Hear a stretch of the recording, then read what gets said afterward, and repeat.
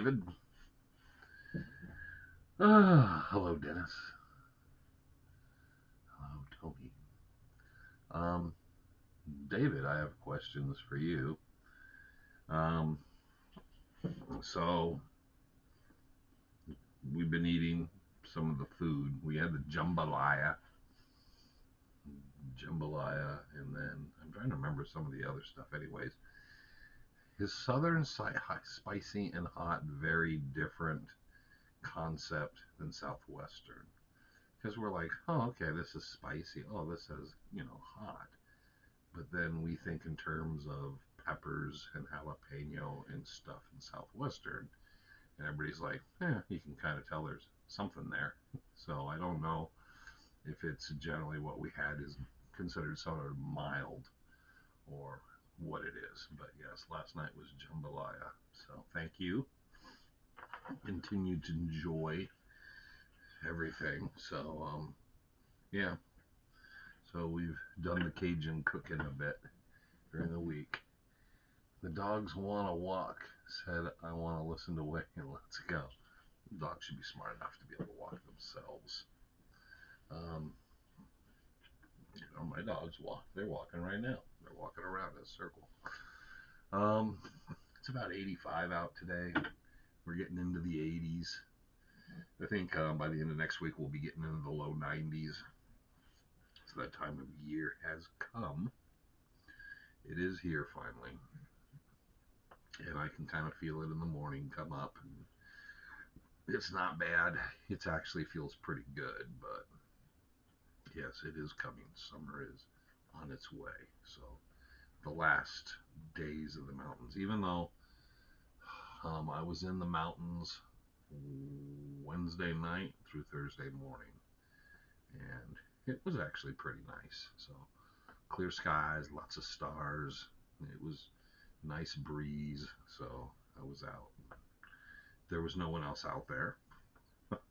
Parking lots were empty, and so it was kind of nice. No people, no people. So I was a little surprised at that because I figured there might have been a few vehicles or a few people decking. If not night hikes, and there was about 25% moonlight, but I thought also that there, a few people would be enjoying the end of the weather. It's the last nights to be out there. It's really nice and cool. And there was nobody, nowhere, nothing. So it was a very quiet night in the mountains. I always thought Cajun was flavor and not heat. But what I'm saying is, um, on the Cajun stuff, it'll say hot and stuff.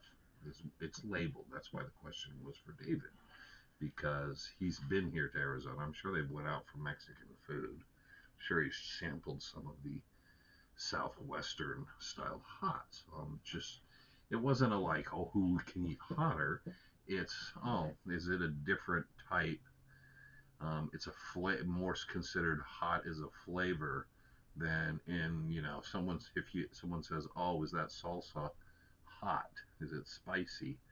We put it on the scales of like, oh yeah, your tongue's gonna just fry on that. So, which, I considered it, I don't even know if mild. Um, it was kind of barely registered. It was, I could tell, but none of it stuck to your throat or your tongue. It was kind of like, oh, okay, I can. There's a little bit of flavor. So I don't know. That's why I was asking him, because I don't know. There's a sauce he gave us, and I haven't really got into the sauce. I put a little of the sauce on some stuff, and I didn't really catch anything from that. So I don't know the difference of levels. And when you're dealing with some other food or from a different culture, I don't want to go set my mouth on fire thinking, okay, I should be fine. I'm used to, a lot of hot stuff. And then I find out, oh no, because I don't like, oh no. I like flavorful, warm. Um, okay, it's slightly different. It's mostly a flavor. Okay, so that's what I'm wondering is if it's just more the flavor. If it says it's really hot and spicy and stuff, and if it's Cajun, it's kind of on our mild side. So, David, did you and Lacey try the wares or really go for the really hot green and hot stuff here, or did you guys and surprise yourselves at how damn hot the food out here can get, or not? Because I remember the Big Apple, which was a restaurant, local restaurant here for many, many years, and the one on Indian School we used to go to when I was a kid. And I do remember they used to have the jar of jalapenos on the table, and my dad used to eat those before breakfast. He liked to eat jalapenos before he had eggs and stuff like that. So I know but yeah, I was just kind of, because at first I was like, ooh, okay, I got to be careful with this stuff because I don't know. And you don't know what someone else's fire is to another person's fire. And then I was like, oh, I don't know. So, anyways, I appreciate this. Okay, the spiciest will definitely be the seafood boil. Okay, and we haven't done that yet, because we haven't had any seafood yet. So, but I don't think so. Not that I can remember the last week. But thank you so much for everything. We're doing the kick a Cajun, and then we have our spicy Mexican and our mild Spanish. So, kind of the all-American cultural dishes come up flying through. I'm sure with what we like, we'll probably add to it with time because we like. But last night was the jambalaya. There was hot sausages we had with it, and then we had also some pork with it too, mixed in. So it was really good. 37th Street in Van Buren worked as a busboy at the Apple. Yeah, I just remember the one was at Indian School in 35th Ave, around that area. No, it was probably about 27th Ave, somewhere down there. I know it was on Indian School on the south side. Oh, anyways, yeah, that was kind of, I don't know. It was the guy owned it. I know he died, and then the family just ran out. I know they had one up on Bell Road for a while, and then there was one down in, was it Avondale? The Litchfield Park had one for a little while, and they're all closed and gone. So the Big Apple, sawdust on the floor, and all the waitresses carried guns and their holsters. Hola, Wayne and all. Hey, Dallas. So yeah, so did make a kind of end of the year nice evening trip. It's been a while since I made a night trip, not necessarily considered an overnight trip, but a night trip in, and had a good time. So, um, but that was good. More on that later because there was filming involved with that, but it had nothing to do with me, and which seems odd.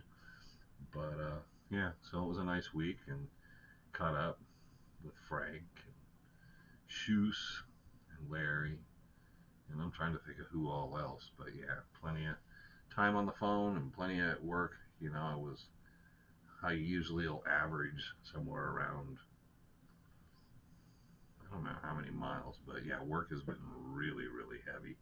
So today I kind of pulled the plug a little, still to come home, relax a little, and hydrate, and then do this. And then I figure once I'm done with this, I'll just chill out because got stuff to do tomorrow too. So evening, Ed. How you doing? Um, love jalapenos and drink Tabasco hot water gargle. There you go. Help! I've fallen off a Weaver's needle and I can't get up. Yeah, there's been a few people who've died from falling off Weaver's needle. It's happened over the years. Um, people, obviously, some of them stories we've told. But I'm going to have to go over and take some of those stories or those headlines and then look up some to kind of put us together some stories concerning them. Um, Start working on that.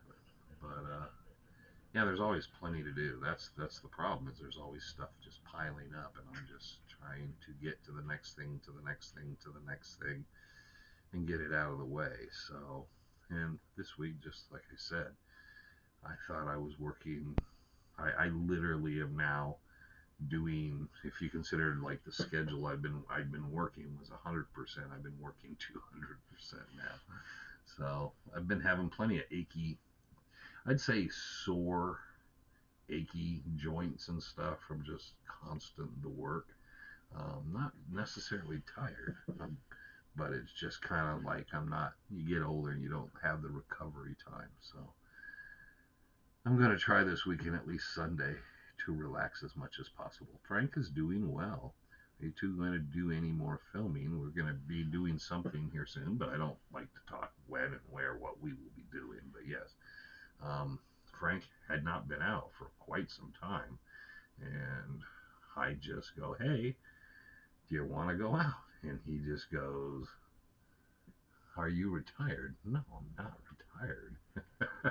No, nowhere near retired.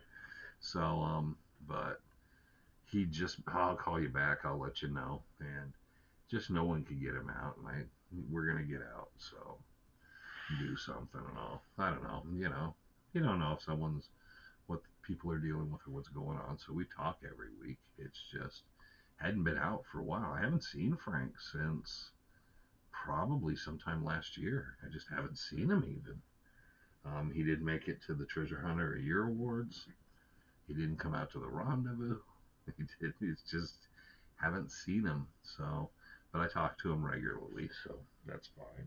So from what he says, he's doing well and all. And I know what he's up to. But yes, so we will be going out. So, but I am not retired. I'm just tired. So no, I actually really do like working, and I like money. So I like making money. So, but I also let's I like to walk. I like to go out in the rural areas in the desert and the mountains, which my job allows me to do. And I like to be outside and outdoors. And so all of these things are part of my job. I like to go to new areas and check out and look for things. And just my job kind of runs into that. So it kind of suits a lot of stuff I like to do. And when it's busy, it's really busy. Um, Starting to warm up. Yeah, that's why I talked to that earlier. Yes, it's really starting to warm up. It's starting to do the steady warm because we'll do the up and down, up and down, up and down. That's one thing. Which you go, oh God, it's too hot. Oh, now it's cool. It's really nice. Oh, now it's too hot. But it's starting to do that steady bump up and climb, and I can tell it in the morning. I can feel the sun. The ground is no longer that cool. And I start to feel the little cool. It's not as cool of a breeze coming off the mountains when the sunrise hits. So you usually can feel those downdrafts, and it's not quite as cool as it was. So it will be warm enough here soon. So, and today's meal of choice was Subway. They get a plug. They should send me a check. They won't though.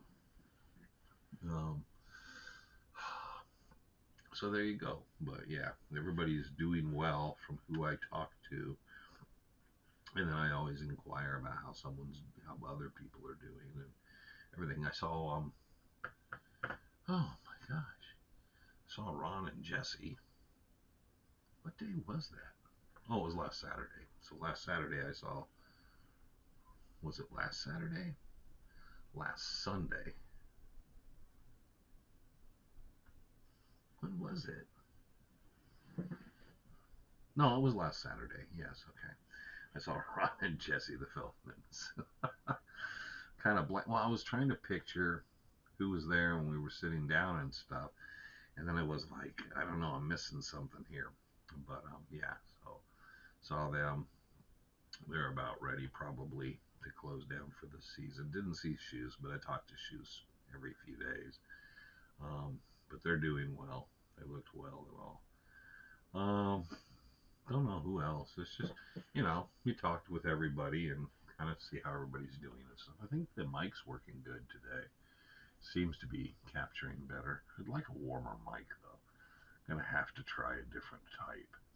Starting to, okay, a couple weeks ago you had a black silver ore. Well, all silver ore is black.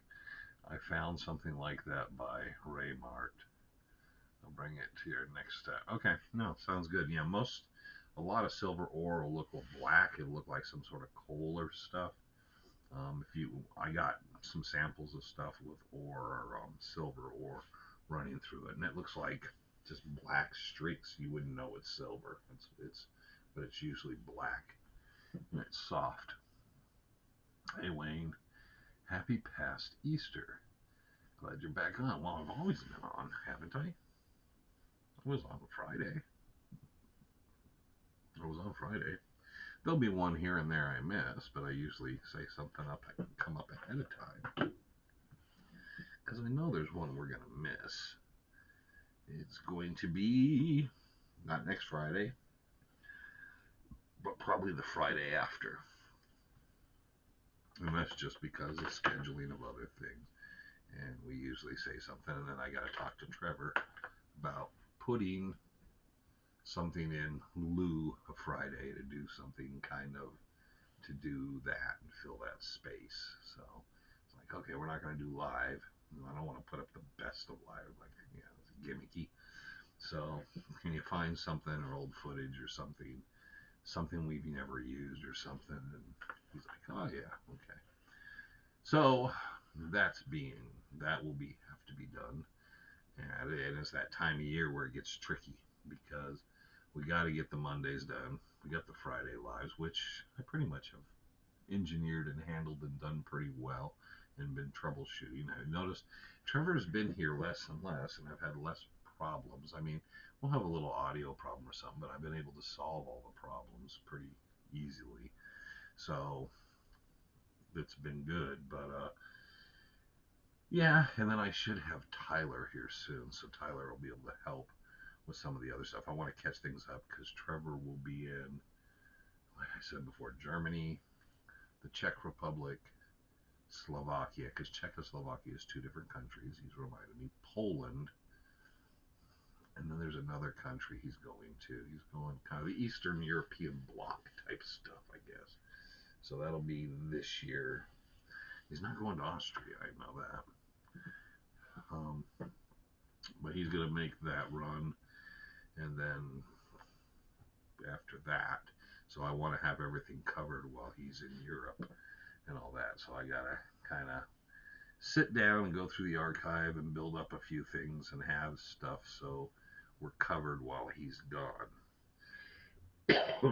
So that's but it's that with work and everything else. But his year is coming to a close, and he will be graduating. The 10th, 11th. He'll be graduating with his master's from ASU. So he'll be getting his master's at ASU, and then traveling to Europe, and then he'll have, I don't know what he's doing for the summer. I haven't asked, other than editing videos for me. Val Paris articles would be cool. Yeah, I have a book of a lot of that stuff. It's like a thing. Oh, I didn't mute my phone. So somebody's trying to get a hold of me. I bet you it's Trevor. It's Trevor. Okay. Don't know what he's talking about. Oh, he's talking to Tyler. So they included me in their talk. So he knows we're doing this, and he includes me on this for Tyler. So lucky to have great kids. I've been pretty fortunate. I'm waiting for something to come off the rail or unhook. But yes, so the other two finishing out, and Sarah will be working on her master's here this summer. So it'll be interesting. Hopefully they have successful and peaceful and quiet, good lives. But you never know how things will work out for people, you know? So I just hoped that they would get the education that gives them a possibility, you know, and gives them opportunities. So we'll see how that all goes. So there you go. I know my energy level's like, but that was 5 days of just pounded in work, and then of course not getting but an hour to sleep. Um, that would be Thursday morning, but the Thursday morning not getting much sleep, and then working Thursday after the Wednesday and overnight. So it's I'm kind of recovering a bit still. I don't, like I said, I'll just need to sleep in some Sunday and breathe a little, and I'll probably get my energy back. But it's just, plus what's coming. So I still know I got this evening and I'll be able to relax, but I know I got work tomorrow, so I'll be just still kind of tripping through. But should be all good because, like I said, I like what I do and I like what I'm doing, and I like being outside. So get my tan on, my tan. So that being all said and done and good and awesome. So, but yes, we have a lot of stuff coming. I don't know what Trevor's working on something that's supposed to be out. I thought it would be out by now. It just needs just the front and the back end of it, a little bit of something. And maybe we'll kind of put that on this weekend. But for him to get that out there, which will be something very interesting for all of you, it'll be something we don't need much comment on. It'll be something just for people to kind of get a better understanding about it and help. But that should be coming here in the next week or so, I would hope. And then it's like whatever the next projects are, there's a project board, and then we look at things and just decide what we have the time for and where we're putting things together. Would you know the musicians are banned? Did Tom Collinborn's Driving Apache Trail vid? It's a nice track. I don't know. I don't know offhand. I'd have to listen to it and guess. I know his buddy, is it Jay? Jay Mitchell? Tom played guitar, but Jay Mitchell might have been on there. I don't know who else. Certainly wasn't myself. So I don't know. Other than that, I don't really know. I have the singles that Tom and Jay Mitchell did. I have the 45. I don't think local guys. I'm sure they were local guys. Trying to think of who else could have been on that he knew. There's a number of people he knew that played. He had an old acoustic and an old Strat at the house. But I know Jay Mitchell and well, he had Dolan Ellis. He knew Dolan, so Dolan could have done something like that.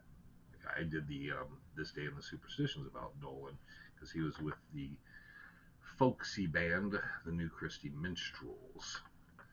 Um, but yeah, I'm trying to think of whoever else. Is it? Yeah, I'm pretty sure it's Jay Mitchell. Anyways, and he co-wrote the songs that they did before. Um, Three Chick Adventures. Okay. Okay.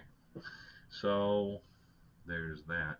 Yeah, I just, music has been odd. There was a guy who did an orchestral score. I remember. I really kind of was like, I think it was done more of just, I don't know, it didn't really move much. And then Cubs win. They've been, for a team that pretty much most everybody can't really doesn't know who's on the team anymore. Outside of they just seem to keep Ian Happ for whatever reason. Um, and I know Horner's on there, and but it's just kind of weird that they're just a scrappy little team. They have a horrible bullpen. I mean, they can score runs, but they got a terrible bullpen. So if they're up by 6 in the 7th, they could be down by 11 in the 8th. But and then you had the twin brothers. I know one of them's now in Tucson. They call themselves Double Take, and they did an album. And then there's another guy did a album that's like Arizona stuff, cowboy Arizona stuff, but he did a Jacob Waltz song, which is not historically anywhere near accurate, but it rhymes. I think it's called Jacob Waltz. I think it's available on iTunes. I'm trying to think of who else. And my only problem was when I always looked at it, and one of the problems I had early on was. Everybody always thinks country music, you know, but I was always like, you know, I don't hear like Charlie Daniels or Johnny Cash, maybe a little Johnny Cash or something. I don't hear that kind of feel in the mountains, you know. To me, the mountains were a little heavier. It was Wagner orchestral, um, heavy stuff. Kashmir would be a good example. That was kind of the feel of the mountains. But I'm sure that's open to people's interpretation. But people always think, oh, Southwest, and, you know, it has to be Spanish guitar, or it has to be country of some sort. And I was like, no, you know. I'm trying to see what that says. JD's on Mill. Okay, and but yeah. So I'd have to ask. I don't know who would know still, because Tom would always tell you. Keith might know. I don't know. Because Tom ran with so many different people, so many crowds, it's hard to always know those things. How much have you explored Angel Springs, Angel Basin? I haven't been there for a long time. We went camping there. That became a like a spring and an early fall spot when the weather started to cool down. A fun place to go out because it was a little cooler and nicer there than other spots in Rogers Canyon. But then it kind of started to get popular, I think, with people, and that kind of made me kind of like, okay, I'd rather not do that. Like I said, in the last Fremont Saddle, I was up there, what, 4 years ago, 3, 4 years ago, and people were like, "What are you doing up here?" you know, and I generally avoid those spots. There's some things you can't just get away from. You got to go through somewhere to get anywhere. But yeah, you know, it's just people don't. But it's odd. Yeah, I haven't been back in there for a while. I remember we used to spend a couple, 2, 3 days back in there, and it was nice. But I didn't see it any different than other areas. I just know that was kind of like, as far as central, or if you consider it a little bit to the eastern side, that was kind of one of those spots. And then it got popular. Once something gets popular, or too many people are starting to, you know, come in or out, you hate it because you set up camp and then other people are there. And Bluff Springs became like that for a while. Every time, you know, I'd be like, okay, I'll set up at Bluff Springs because, well, some people would camp and put their tents literally right next to the trail along through there, and that was weird. And so I was like, you know, and I hate walking through there. They're trying to cook food and stuff, and you're just walking right through their camp. But that's where the trail is. Sorry, bud. Yeah, I don't know the last time I was through there. It's been a while. Been a bit of a while. Yeah, DeGrazia. And I never kind of thought much of the. I know where he burned. I don't know. Someone showed me on a map where they had burned the stuff. No one ever who'd been there. And I talked to a guy who'd been out there when they burned the stuff, and he talked about it. And I wasn't sure if he was pulling my leg, and then I found a newspaper article, and he was mentioned in the newspaper article, and I was like, oh, okay, he was really there. But yeah, I went out there for that and look around. But that was, you know, there was a lot of people felt like he didn't really burn anything. He burnt blank canvases, which he did not, because some of the guys salvaged some of the paintings that weren't fully burned, and they were actually signed DeGrazia's full paintings. And then there was the one he hid paintings over there and this and that, and he might have done that, but that wasn't one of the areas. You know, that wasn't the cave area or the one with Bob Ward. None of that happened in that area. So, but yeah, that's definitely that was part of one of DeGrazia's place. Like I said, um, the God, what's the name of that book? Um, a tiny a tiny bit of God's creation is a good book by Dahlman. It's by Dahlman, isn't it? Is it Dahlman? I don't know. Anyways, it's sitting right here on the bookshelf. I can't read it. It's a little too far away. That's a good book to get because it talks about a lot of places where he traveled in the mountains. You get a kind of a feel. He was all over the mountains. So you get a feel of some of the favorite places he had, because he did spend a lot of time in a lot. I spent a lot of time on the trails out there. Everybody loves kicking it with the Superstitions from Louisville, Kentucky. There you go, Louisville. I got bats that are stamped in Louisville. They are sluggers. There you go. But Trevor's been to Louisville. I think he didn't bring me back a bat. He brought himself a bat. Yeah, he got a bat made there. But it was kind of weird too because I have to ask him now. That's going to make me curious because I know he ordered some bats that you get them with your name on them. You get the weight and stuff when he was playing baseball. So he had his own bats, but then when he was in Louisville, he got another one made. And I'll have to look at that one because I'm not sure. He's got a bunch of bats and shadow boxes and stuff. Because remember, he was also a bat boy for the Rangers and Royals, so he has a lot of broken bats from ball players and signed stuff and all that. I want to find that Roger Trough or Cartmine on your archive videos in Rogers Canyon somewhere. So you want to find the mine. You want to find it in my videos, or you want to find the video, or you want to find the mine where the mine's at? Because I could find the mine and tell you where the mine is. I mean, I'm sure it's on one of my maps, but I'm not sure what is it you're looking for if you can't find the video I did on it, or so the ore cart mine. Yeah, there's several mines called the ore cart mine because there's several that have ore carts. Okay, so you want to go to it. Yeah, I'll just jot this down. And I don't think it's a not known public place. Did you try Carlson's hiking guide? Should be in there because I don't think there's anything he hides from anybody in there. It would be in Trails East, I think. It might be in the original book. I don't know. I'm trying to think. Yeah, I know there's the one ore cart. There's the one in Hewitt, and there's one on Black Mesa. The Iron Door Mine is also in Hewitt, but it's not as far up as Rogers Trough. It's lower, but it's on that road going there. And there's a number of those different ones too.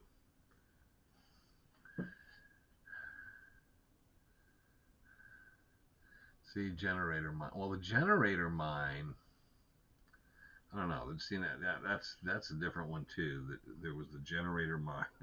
There was a couple different one of those too, Dallas, because that was originally when he was talking Rogers Trough. I said, "Are you talking about the pit mine, Silver Chief?" And the Silver Chief also got called the generator mine because someone left a generator up there. And Jack was in there long years after everybody else was. Jack, I think, went out to it because everybody else told him about it. I think Jack Carlson had come across it early on the camp, whoever was working on that site early, and then he came up from the south, the bottom end, came up from below, and then he was with Greg Davis, and they came up through there, and the generator was there. Never was any people out there though. That was around 97, 98. So that is the Silver Chief. And those are pretty much always been marked on the topo maps. Who has the best? I just say the old government maps. Those old government maps. I don't like any others. Those old government maps have all the old stuff on them. They're just the best maps, in my opinion. Probably the most accurate. I have 2 copies of every one. I have the copies that I kind of sign on. There's Glenn. He came late, but he never has missed commenting on this day in the Superstitions. But I liked them because I always was able to mark some and keep some clean ones. For the rendezvous, I wanted to get some clean ones, put them on poster board, and then have stand up and kind of put them up, and so people can flip them over and see the different maps and should point things out.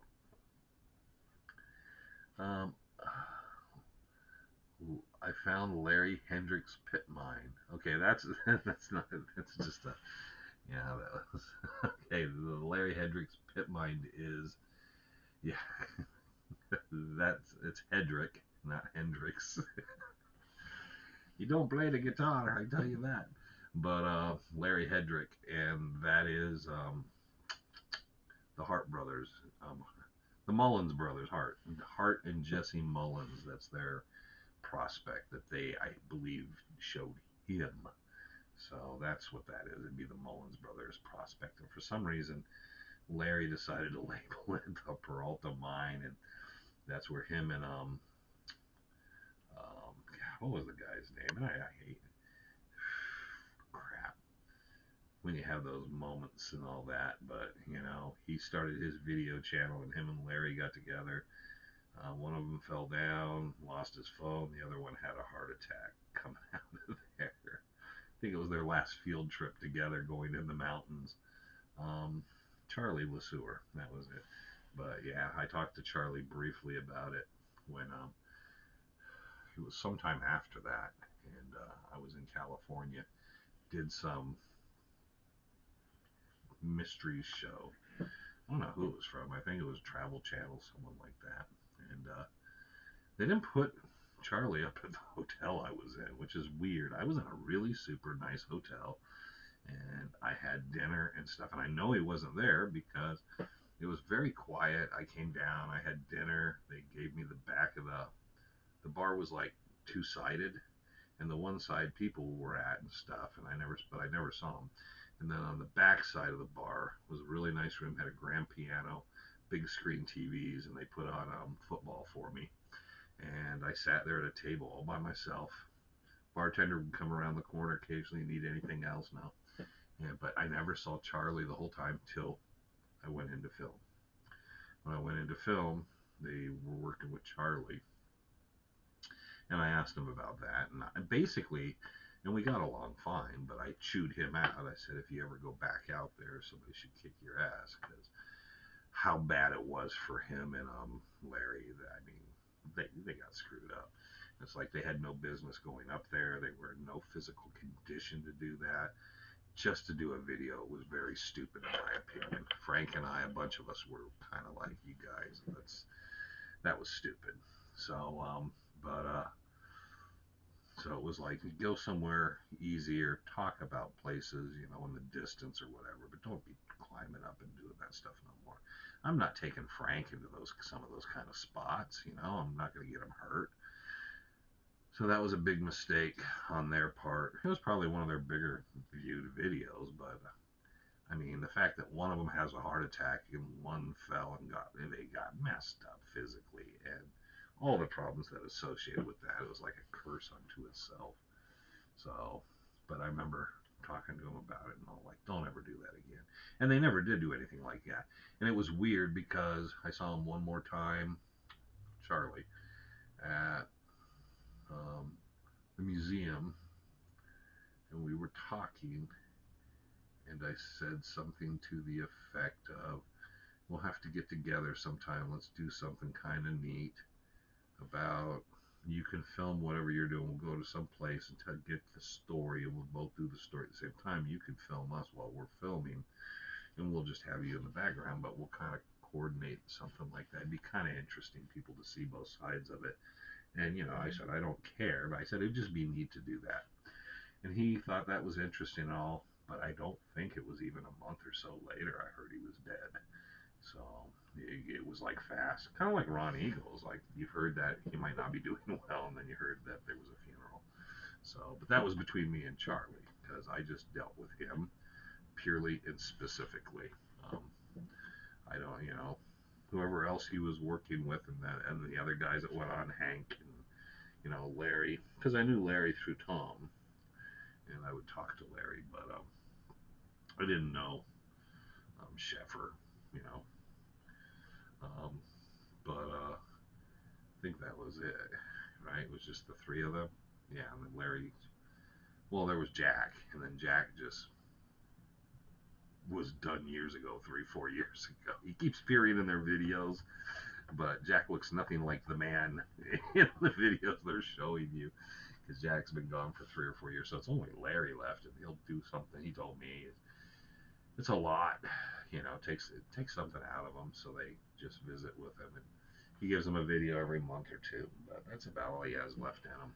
And I try to talk to him. We talk to him, and I say, hey, what about this story? What about this? And Larry just doesn't have. If you're sitting there like, you know, just talking, he can tell stories. But when it comes to doing a video, I don't think it works as well for him. So I don't know. I don't know why that works that way with him now. But he's just like, oh no, I don't got nothing. And then we'll sit there and talk for an hour, and he'll tell me some really cool stories and about some stuff. So I'm like, why don't you just tell those stories? Oh, nobody. Well, that's the same thing you're doing. You don't have to take Tom's book and quote Tom's, which is what they did forever. They just basically pulled source material from Tom Collum for, and it was like, okay, well, I guess it's easy. I've been trying to find some information on the rice paper map. Any ideas? Yes. The Historical Society archives might have stuff, but definitely connect yourself with Greg Davis. It's in the Peck files. There's a bunch of stuff and information and stuff in the Peck files. I think, is it the original map or a tracing of it is there? But I know Randy Wright did a lot of stuff on that. Stig that got out of hand, maybe. Yeah. I don't know. People dig. I mean, like I've told people, we went up and John Tuning had went under a boulder, blasted open a tunnel, went in solid rock for what, 30 yards, 10 foot wide, 10 foot high, solid rock tunnel. No idea of a vein, and he just was burrowing through the freaking mountain for no apparent reason. I mean, that had to be an amazing thing. I was in there and I was like, what on earth would cause someone to do this? It was not like just a mine tunnel. It was like he was going to run the railroad through that thing. I don't know how it was possible at all. And it was funny because when we did it, Jim Bark says the same thing. It was like, it was amazing. There was no reason for it. But Tuning just drilled that hole through there. And that was, but what his rhyme reason for it was, nobody knows. But it's a testament to what a man can do. Um, yeah, that was a pretty unusual spot. I was in there with Larry Wright and Randy Wright and Greg Davis, and Kevin Nunemacher was there. I believe Jack Carlson was there. That might have been it. Because, well, no, there was, okay, well, there's five of them. There's 5 or 6 of them. I got pictures somewhere. And they were ahead of me on the trail. It was like, when I started that morning, it was only 8, 9 degrees. It was a very cold morning. Are you done with the spiral staircase? No, I want to go out again. Frank wants to go out again. We're going to kind of go out there again. I'm trying to find someone that would go out, and I'm trying to get a hold of the professor from U of A that was out there with Paul Zellner's group and see what some of his feedback would be on what he thought of it back in the 80s. So I'm trying to get a little more of that type of stuff before it deteriorates and just is impossible right now. And I know a little of what needs to be done there now. I have an idea, but it's just I want to get another perspective and go out. There's a few things around there I just want to run by again just to see if all bases are covered, because it's at the end of its timeline. I think enough people, and it's not us at this time, but it's just had its time, and without the people out maintaining and trying to clear it, it's just probably about done, and it will be gone. Because there'll be a certain point it's just too much. We did the rice paper map. Hey Wayne, I'm from Arkansas or Arkansas. There we go. And would like to take a vacation. Drive out that way sometime. That's good. I would like to visit Goldfield. That's how busy does it get? on the average time of the year. During the summer, not at all. A lot of there won't be that much to do. It'll be very hot, very quiet. Hours will be different. During the winter, there could be 2,000 to 3,000 people a day there. That place is hopping. So it can be very, very busy when the weather's really nice. It's nice. I didn't know they closed down. I guess, when we're there with shoes, because Dallas will think about this, we do stuff out there. We sit out there. I've sat out there till 10, 11 o'clock or so out at the Mammoth on the patios and stuff with everybody. And we've been there. But I didn't realize they closed like at 8 o'clock. They're not like a bar that's open later. So, like, even on the weekends, I think the latest they're open is 9 p.m. I was like, seriously, all the times we've had Dan keep it open for us when we've been there and stuff, I thought it was open later. So I went there the other day and the other night, and I was like stunned that it was all the lights are out. And I'm thinking, well, tourist season maybe is dying down. I don't know. And then I looked at the hours and I was like, oh, holy crap. Didn't any Sinbad explode? Sinbad's one of the first people that talked about it. He's the person that told everybody about it. He came through, found an adit, followed it up, kind of opened it up some, found it was collapsed. They could not work through. Brought in some other people. All the other people he brought in tried to take credit for it later. You can find the original adit. Well, I don't know if you can find it by direction, but he called it the cricket because they found these crickets in there with no eyes, just antennas that were in the darkness. That was the story, but that's why he called it the cricket. But he filed on that and was out there. The winch system and all that stuff that's at the spiral, that was all Andy's. Andy built all that. So, yeah, I think he was in there. I don't know if the 60s, but I know the 70s, early 70s. Andy was out there. And then he got shoes and tried to get other people interested in it. But everybody thought it was just too dangerous. When they got to the point where the tunnel ended and the spiral started, um, just they could not figure out what to do, which now we all kind of realize, but it was also in the wilderness and they couldn't get any heavy equipment in there, so the problem was just how unstable it was. Took some very crazy people to go in there and do some stuff, but there was a number of people that did go down there through to the bottom of that and kind of. But the biggest unsafe thing, besides the instability of the whole thing, was also the fact that there's no air getting in. You got, even when you put the pit in, you go down, then it's going to tunnel this way, but then it's going to the spiral this way, and it's swirling around, so you don't have an open vent. So there was a couple stories about problems with the airflow in there, and a lot of that stuff. And remember, Andy died from silicosis, which was his lungs, and from being in things like that. And unfortunately, he committed suicide because of that, his breathing problems. So I can't imagine being in something like that. And you got to remember, most of these guys, that was in the 70s, 80s, and 90s. And then the last people were in, I don't think they brought any modern equipment necessarily in. They were still trying to use the same stuff Andy and them used. And there wasn't much.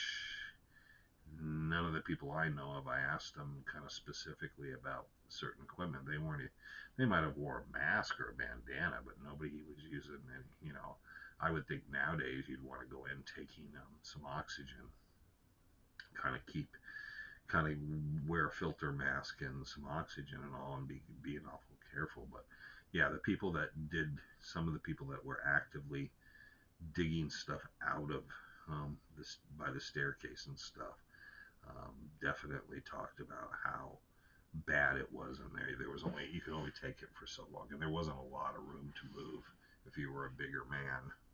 So it isn't like it's this big wide staircase and you can stand up and walk down through it. So now it could have been small people, could have been the hobbits, who knows.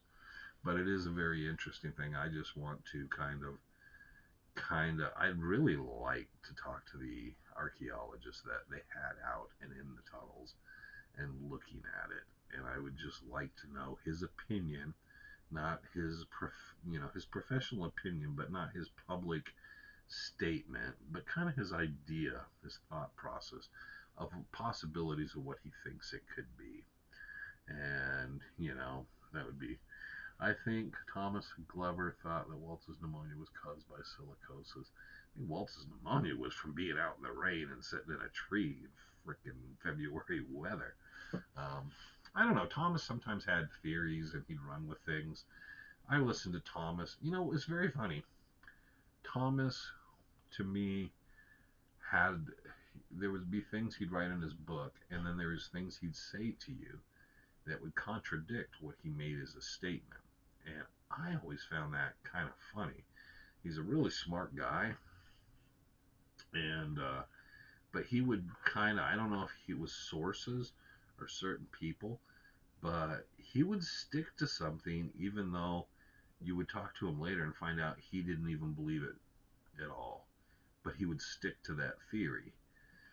I know the areas he was searching because he wanted Randy Wright and I out there, and he was talking about it, and that was specifically a spot concerning, I think it was the soldiers, the two soldiers, and John Cochera, and he was very, very specific about that spot, and talked to me and Randy about it, and he could not make the trip to do it, and then his wife became ill, and it just never happened. But I remember that, so he was definitely very interested in that, which was very different than other source material. So with Thomas, we would talk, and there was a lot of stuff he just didn't put in his books that he discovered and read up on and all.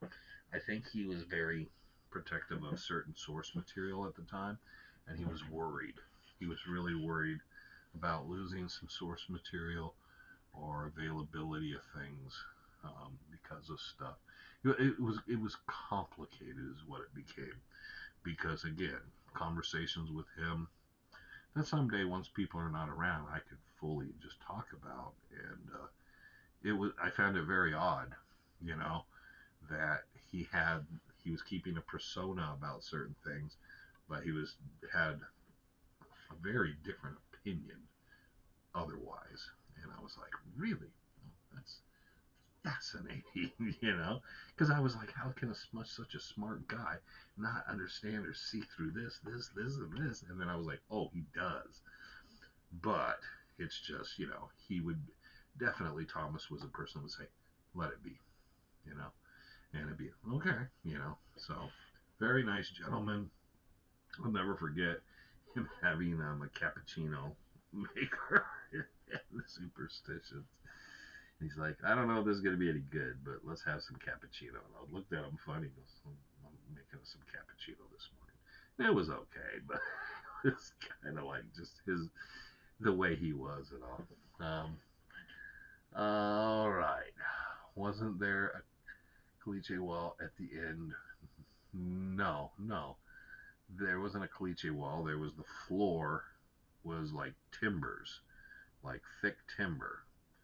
And it was a wooden floor, and it was very thick, and they were going to try to chip away and break through it, but one of the individuals, well, we can talk about him now, Alan Horvath, he realized it was hollow sounding as he was breaking into it, and he realized, I'm standing on the ceiling, I'm not on the floor, and he said, who knows what would have happened.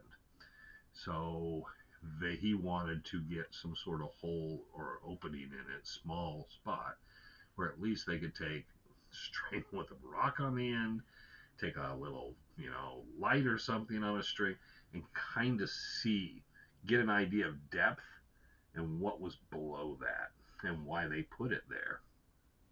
And that was where they ended up, and then everything kind of went south.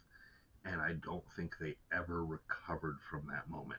Now, there's drawings and maps of all kinds of funky stuff, and none of that's relevant. When I showed Alan and a couple other people about it, they were looking at like, no.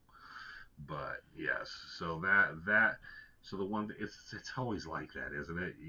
There's this truth, and then there's this made up stuff, and that's kind of what happened with all that. So no, it was they got through the sand. There was another layer of rock and stuff. And once they got to the bottom, there was just these timbers laid out, and it was like they never figured out how they were fitted in or whatnot. They were just, like a guy, right? Let's beat the shit out of it and tear it out of here. Oh crap! Hold on a second. We're standing on it. What are we thinking? And so then, and they didn't have. God, this was late '80s, early '90s. They didn't have the modern tools, battery operated tools to drill into it and do a lot of the work. So they were trying to do some of the work, and then, like I said, shit hits the fan, and then everything started falling apart, and all that kind of stuff in there. Glover believed in the Holmes manuscript. Glover,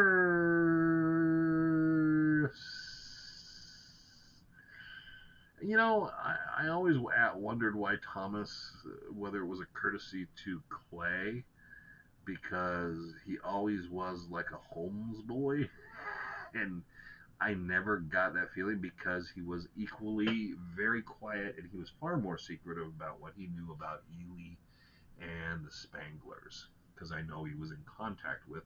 We know nothing about the stuff he was dealing with the Spanglers with, and most of the Ely stuff he turned into ASU, into the Hayden Library. But yeah, it gets, like I said, it's complicated with him. It was always complicated because he would be putting books and doing one thing. But I think by the time the book's written, and I remember he edited that book, but I think he was publishing things. And he even told me when he did that book, when that came out, he said he had two more books he wanted to do. But I don't think he ever did the books he wanted to do.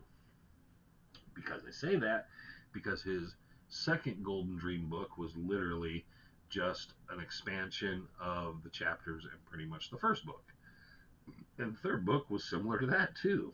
So I don't think he ever wrote the books he had been planning on after the Golden Dream. I think he wanted to. I do know there was other stuff because we both talked, and he was not able to get. He wanted permission to do, I think, a volume of the Bark Notes, do Jim Bark's manuscript, similar thing that he did with the Holmes manuscript. I think he was thinking in those terms, and just it's such a niche thing. He just didn't have the money, and like I said, his wife got sick, and a lot of other things happened, and then it gets away from you. So, Thomas, very very smart individual though. There was a lot of things. If you went into the Rendezvous and listened to his lectures, it was very different than what you read in his books. The man speaking of his research and things, certain things, made you wonder why he was writing what he was in his book. It was very different, very different. Wooden floor. Okay, I'm believing the whole thing. This video has Greg Davis down in and went back at the same time, Dateline. Yeah, I'll have to go look for that video. Just work's been killing me. What's on the menu tonight? I have no idea. I have no idea. I don't smell nothing. I don't know anything. I don't know. It's grocery night too, so who knows? It could be possibility. There's anything. Could be anything. Trying to pay attention to what he's saying. Guitars. Yeah, that happens. How is Clay doing now? Clay is alive, and he's. I'm happy. He seems happy. I think it's been a very long life for him, and he's had a lot of health issues over the last 5-10 years off and on. And I think right now it's definitely he likes someone to visit him, friends, people he knows, close friends. Clay just likes people, but I don't think there's any reason for anyone he doesn't know to go query with him. It's more about him sharing time with old friends and memories. Um, so I've gotten a couple phone calls about things, and people were like, and they say, well, do you think we would be able, if we came out, would you be able to do something? Could you get us, Clay works? Before I used to say, you know what, just talk to Shoes about it, and he'll talk to Clay. Um, but I just didn't want to be the middleman. And then now I just tell people Clay's not speaking to anyone right now. So I don't think he needs to be bothered.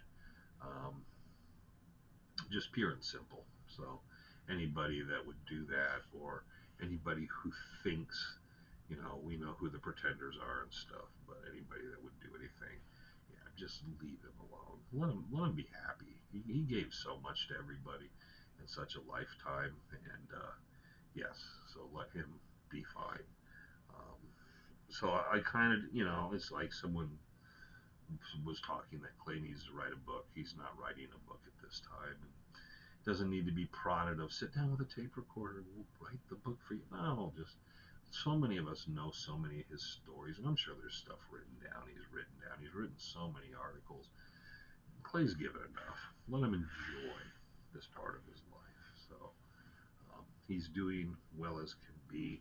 If you watch the Treasure Hunt of the Year awards, you'll see he's there. He's there next to the camera. That was one of the reasons the camera was kind of in an odd position, and we had a little problem with it because we got to put him in his wheelchair right next to it. He was right there with Trevor.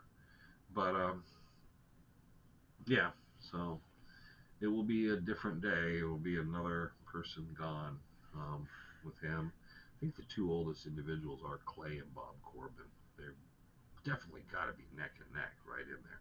Used to be George Johnson.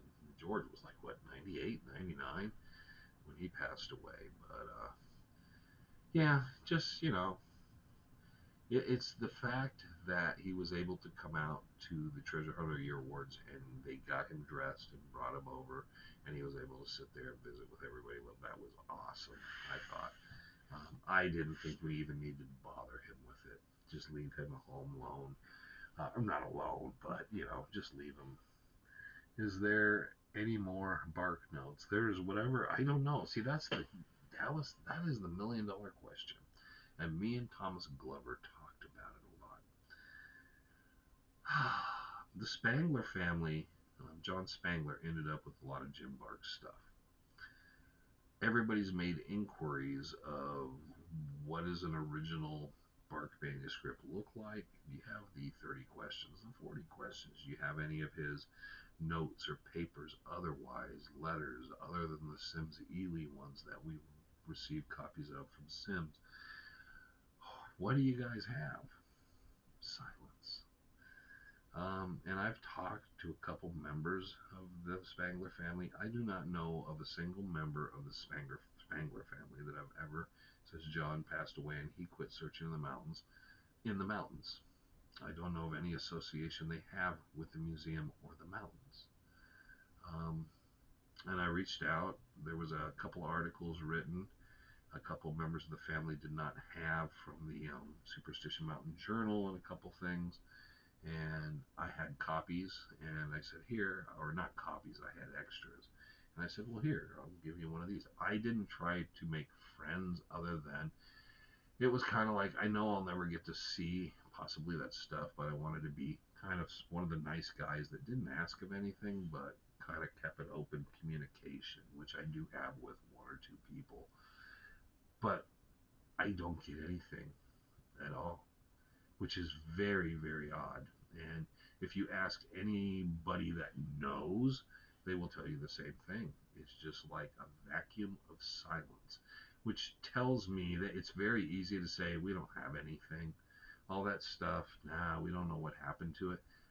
That would be an easy answer. Instead, it's just nothing. And that tells me there's a lot of material, but I don't know what they're doing because I have no knowledge of them have anything to do with the mountains.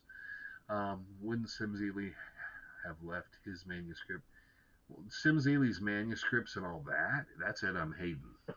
That stuff was the Northcutt, and those guys, Thomas Glover ended up with a lot of that stuff.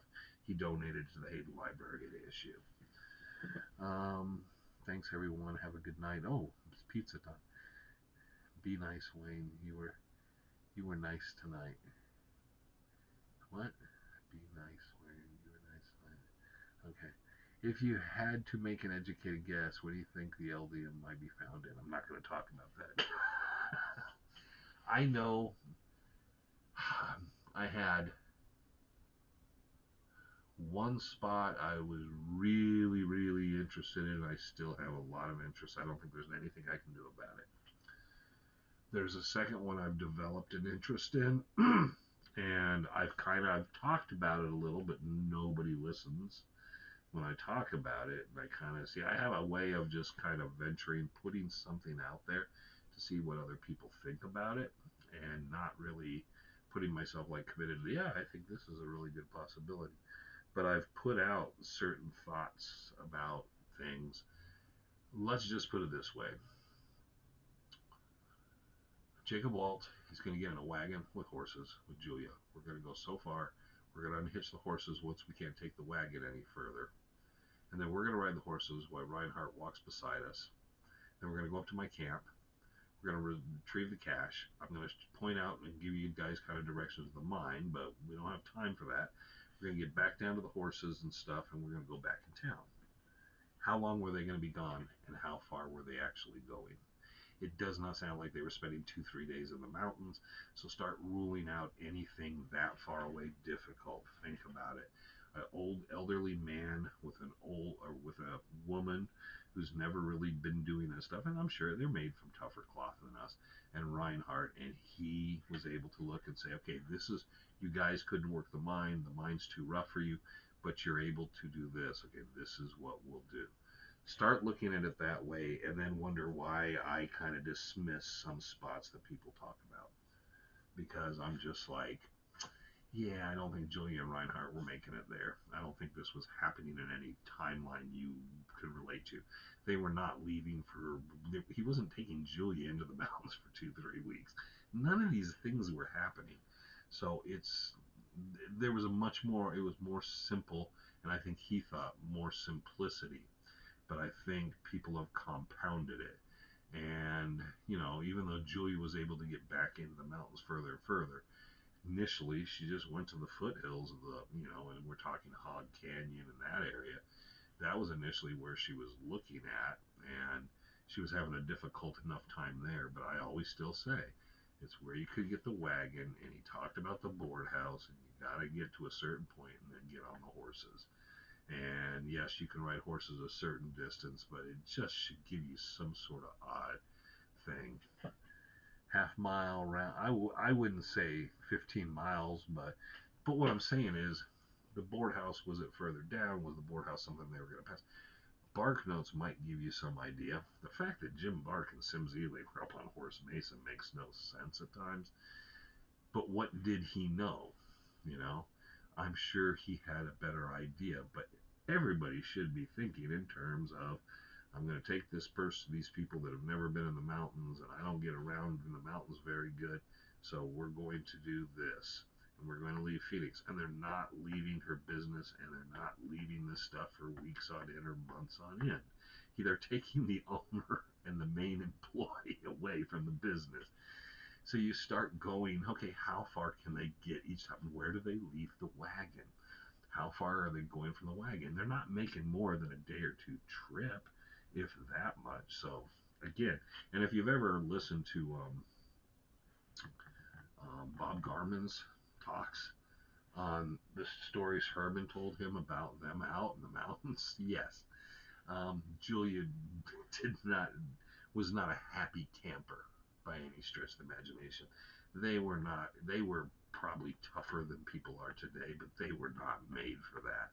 I think Herman and Reinhardt became more of those guys later, but that was not the cloth they were cut from. So you have to look at it as Waltz knew, I'm going to rely on these people to get this. It had to be something he felt they were capable of doing.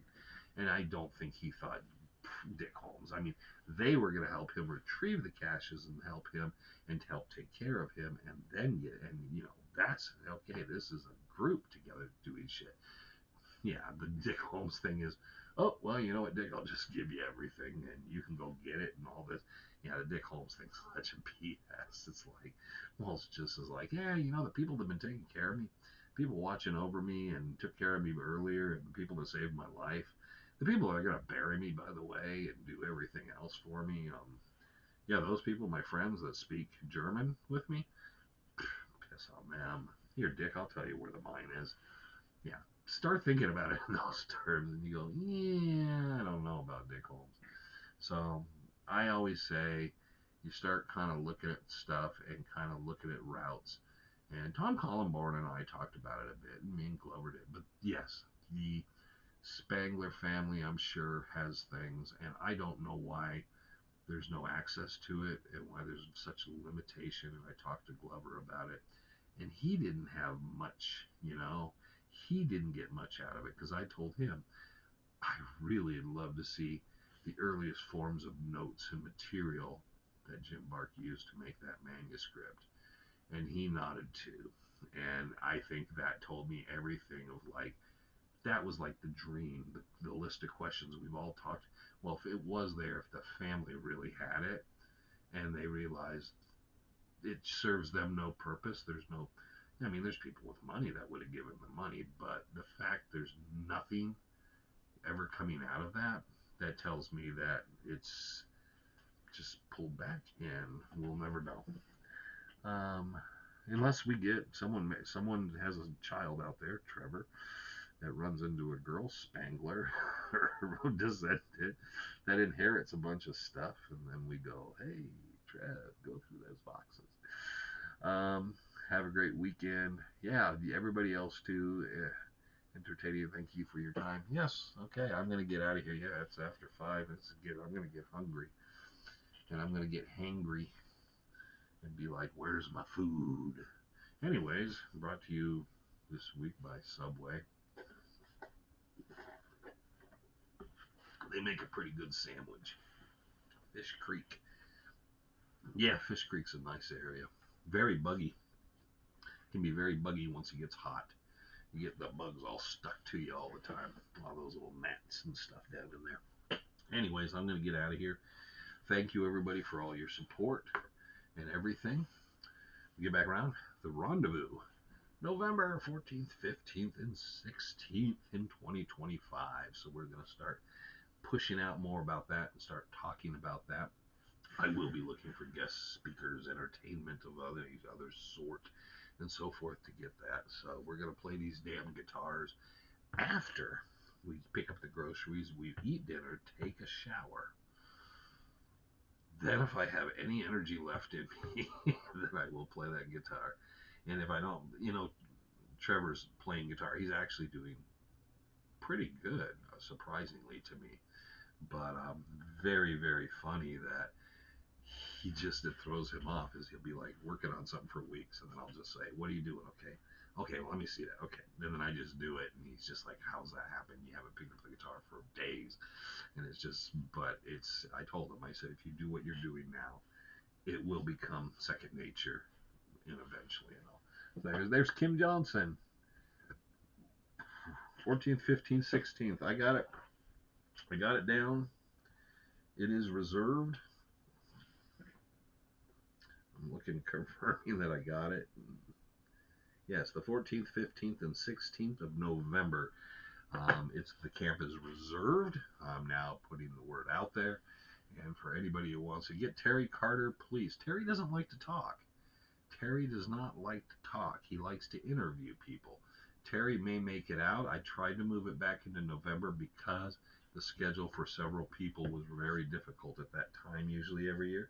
So I moved it, and hopefully that means, but yeah, I talked to Terry, but Terry's always like, Wayne, I don't want to be in your video. Wayne, I don't want to do that. No, I just do what I'll do. No, thanks, Wayne. Yeah, I think Terry and I need to sit down and do interview each other, like dueling interview. I like Terry a lot. So anyhow, that was my Terry Carter impersonation. Wayne Tuttle, how are you doing there, Wayne? Okay, well, I'll see everybody next time. David, thanks for the food and all the spices and whatnot. Like I said, all the gifts. Have not wore the socks. Have not worn my crayfish socks, crawdad socks. So, but yeah, I'll have to do that eventually. You do realize, dude, those socks don't seem very big, and I have very large feet. So I wear a size 13, so we will see.